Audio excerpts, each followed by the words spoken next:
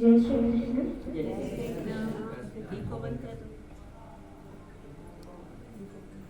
मैं स्नेहा विष्णु वैराले अकोला महाराष्ट्र से आज मैं आप सभी को भगवान श्री कृष्ण की एक छोटी सी कथा सुनाने जा रही हूँ।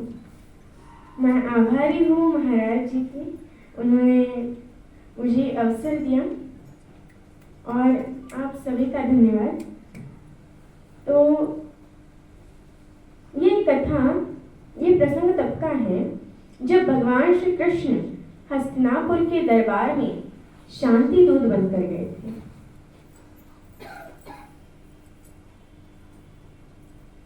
कृष्ण ऐसे ही हैं जो अपनी समीक्षा का अवसर देते हैं। हस्तिनापुर के दरबार में खड़े हुए श्री कृष्ण, जिनकी भगवत्ता के विषय में स्वयं जानते हैं द्रोणाचार्य, स्वयं जानते हैं पितामह भीष्म, स्वयं जानते हैं धृतराष्ट्र, फिर भी वो भ्रम पैदा करते हैं कि मुझसे लड़ा जा सकता है, मुझे बांध सकता है, क्योंकि दुर्योधन को दुर्बुद्धि का संकेत देने की क्रिया भी भगवान की ही है।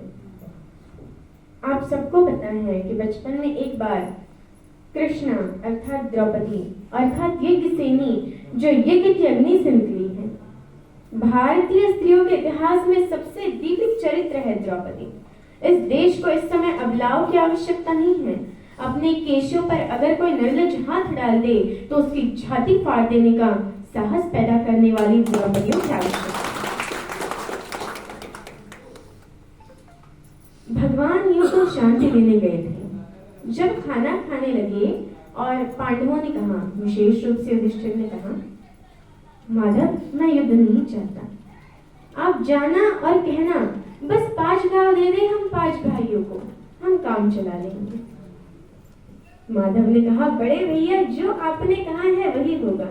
लेकिन माधव तो युद्ध ही चाहते थे। माधव चाहते थे कि एक बार निरंकुश शासकों के छोटे छोटे राज्य विगलित हो और एक अखंड विश्व में एक अखंड भारत का निर्माण हो, भारत की एक अखंड श्रृंखला का निर्माण हो। शांति ऐसे नहीं आती। शांति नहीं तब तक जब तक सुख भाग नर का सम हो, नहीं किसी को बहुत अधिक हो, नहीं किसी को कम हो। ये कहा अर्जुन ने। लेकिन युधिष्ठिर ने नहीं मानी, बड़े भैया ने नहीं मानी। ये जो बड़े भैया लोग होते हैं ना, बड़े शांतिपूर्ण होते हैं। शांति शांति शांति। हर घर में कुछ युधिष्ठिरों की आवश्यकता है, लेकिन हर घर में ऐसे लोगों की आवश्यकता है कि यदि कोई निर्लज कुल वधू के आंचल पर हाथ डाल दे तो बिना बड़े भैया से पूछे अपना गांडी उठा ले और अपनी गदा उठा ले। ऐसे लोगों की आवश्यकता है। और समय पर अगर ये गांडी और गदा ना उठे तो मान लेना समाज में महाभारत प्रतीक्षा कर रहा है। पृथ्वी लाशों से पटेगी, कोई नहीं रोक सकता। जब खाना खाने के बाद कृष्णा अर्थात द्रौपदी निर्वासन की कुटिया से बाहर आई और हाथ धुलाने लगी माधव के। उसने कान्हा से पूछा कि कान्हा, याद है तुम गर्मी की छुट्टी में हमारे घर आए थे? कृष्ण ने कहा, याद है कृष्ण। तुम मुझसे चौसर में हार गए थे। कृष्ण ने कहा, याद है कृष्ण। मैंने कहा था कि मैं इस हार का कुछ लूंगी। कृष्ण ने कहा, याद है कृष्ण। तुम्हारा मुझ पर उधार है, एक वादा उधार है, एक कसम उधार है, एक शपथ उधार है। और वादा कैसे तोड़ देते, वचन को कैसे भंग कर देते कृष्ण? क्योंकि मैंने पहले भी बताया है कि कृष्ण कुछ अलग नहीं है। कृष्ण भी तो उसी खानदान का कंटिन्यूएशन है जो ये कहता है कि रघुकुल रीत सदा चली आई, प्राण जाई पर वचन न जाए। वो तो वही है, सिर्फ सूर्य से चंद्र में आए, इतना ही तो हुआ है।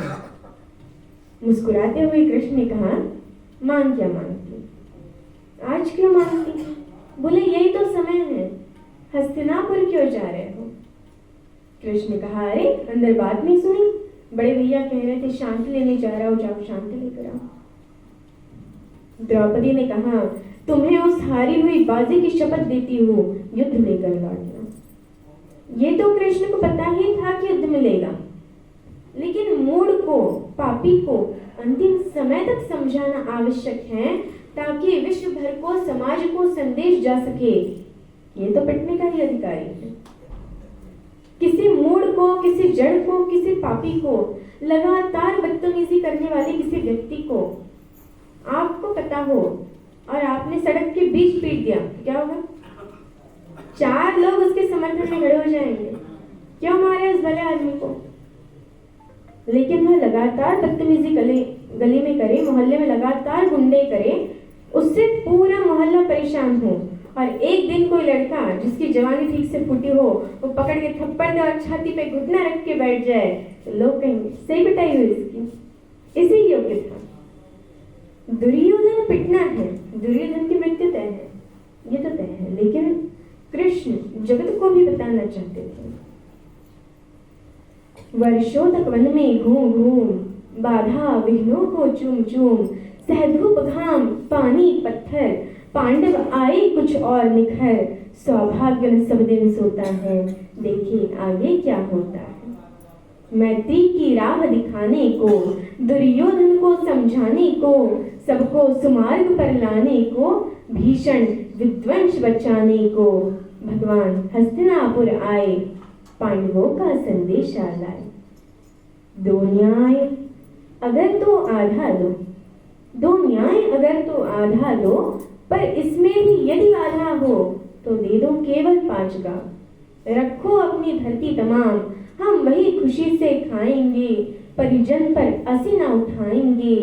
दुर्योधन वह भी दे न सका, आशीष समाज की ले न सका, उल्टे हरि को बांधने चला, जो था असाध्य साधने चला।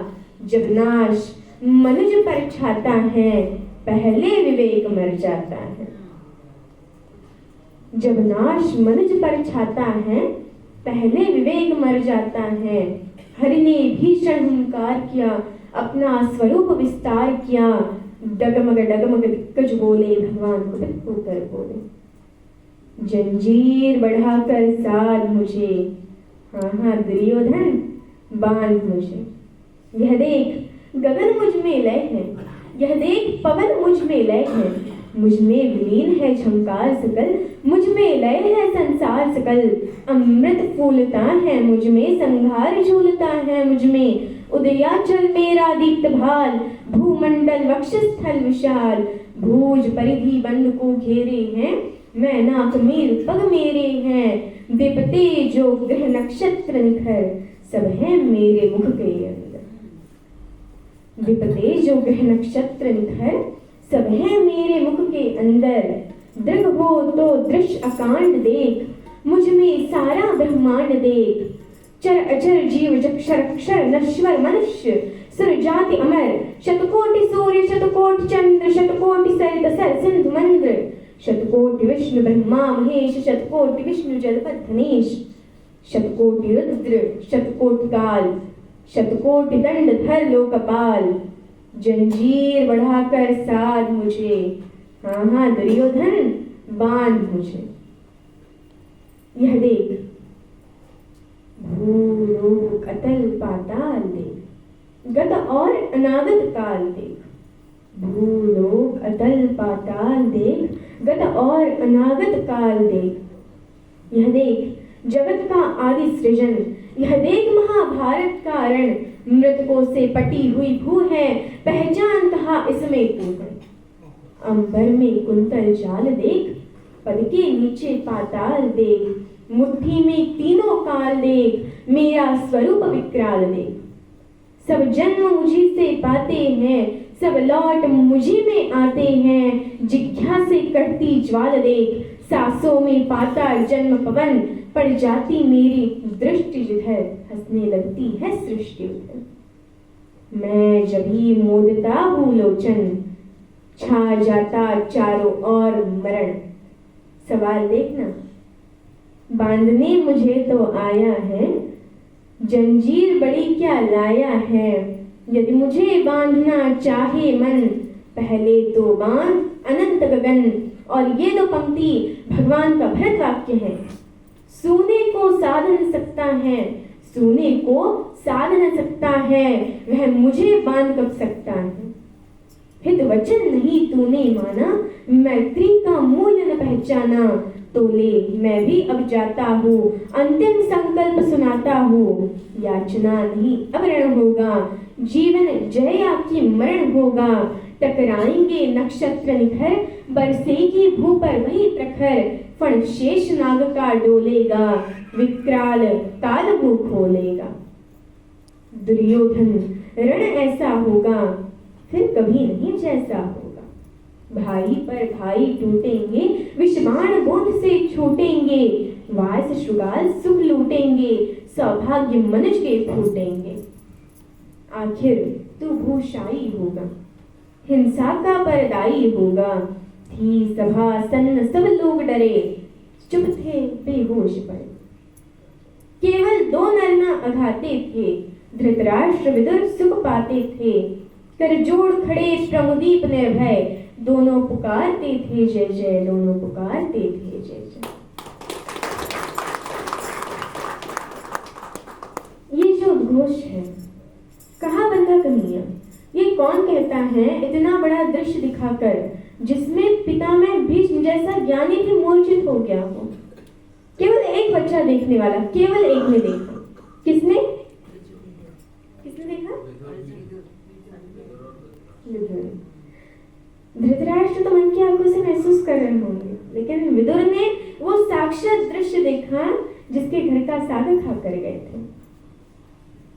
ये जो कन्हैया है, जो दुर्योधन को देखने का मौका भी नहीं देता, जो ये कहता है कि विश्व को साध सकता है, शून्य को साध सकता है, तो मुझे बांधना। यही कन्हैया यशोदा के आंगन में यमलाजन के बीच में रस्सी से बंधा हुआ एक पैर तक रोता रहता है, मैया अब छोड़ दे, अब खाली कर दे, अब नहीं चुराऊंगा। बड़ा हो तो ऐसा और छोटा हो तो ऐसा, इसी का नाम कन्हैया है।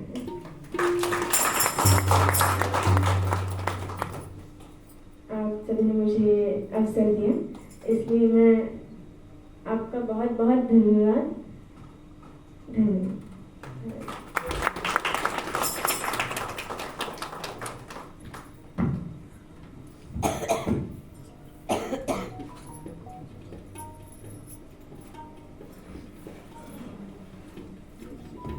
2 मिनट, थम 2 मिनट।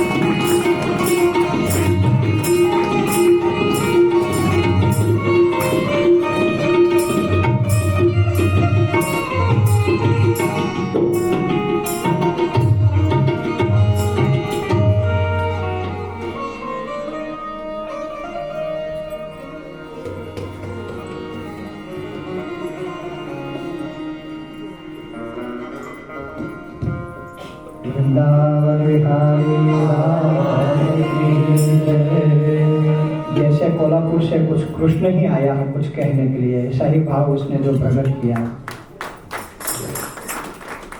बहुत अच्छा बेटा। बस वही हम चाहते हैं, अभी की युवान बच्चे बेटियां कथाएं सुने,